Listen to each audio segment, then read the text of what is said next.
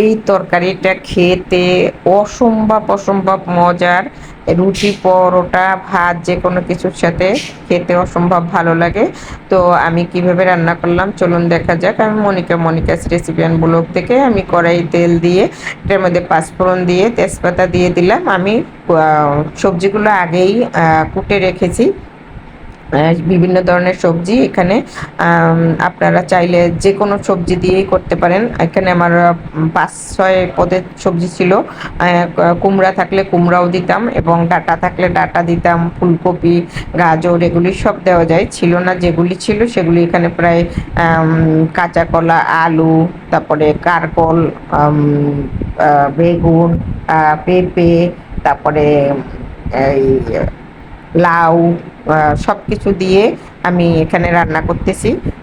তো আমি ভালো করে একটু ভেজে নিলাম। আর একটু কষিয়ে আমি এখানে কাঁচা মরিচ আর একটা বোম্বাই মরিচ দিয়ে দিলাম। এখানে আমি গুঁড়া মরিচ দিব না। দিয়ে আরেকটু ভালো করে ভেজে ভেজে নিয়েছি। তো এখন আমি মশলাগুলি দিয়ে দিব। এখানে আছে আদা বাটা, জিরে বাটা, কাঁচামরিচ, তারপরে ধনিয়া, সর্ষে বাটা, নারকেল বাটা, পোস্ত বাটা, সব বাটনা। আমি এখানে কোনো গুঁড়া ইউজ করতে, আর হলুদের গুঁড়া, লবণ, একটু চিনিও দেওয়া আছে। তো আমি সবগুলো দিয়ে ভালো করে সবজিটার সাথে ভালো করে আবারও কষিয়ে নিচ্ছে। দেখতেই পাচ্ছেন ভালো করে কষানো হয়ে গেছে। কষানোর মধ্যেই আমার জলগুলো টেনে গেছে এবং আমি এমনভাবে কষিয়েছি যেটা হাফ সিদ্ধর মতো হয়ে গেছে। এখানে মানে বাঁধাকপিও দেওয়া ছিল।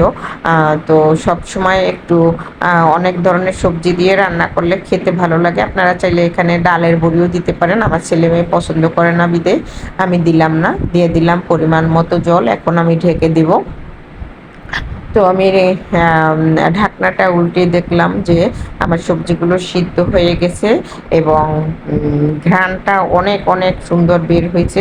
এখানে নামানোর আগে দিয়ে দিলাম একটু ঘি এবং একটু ময়দা গুলে দিলাম। ময়দা গুলে দিলে সবজিটা দেখতে এবং খেতে ভালো লাগে এবং আটলা আটলা থাকে, একটু মানে ভালো লাগে।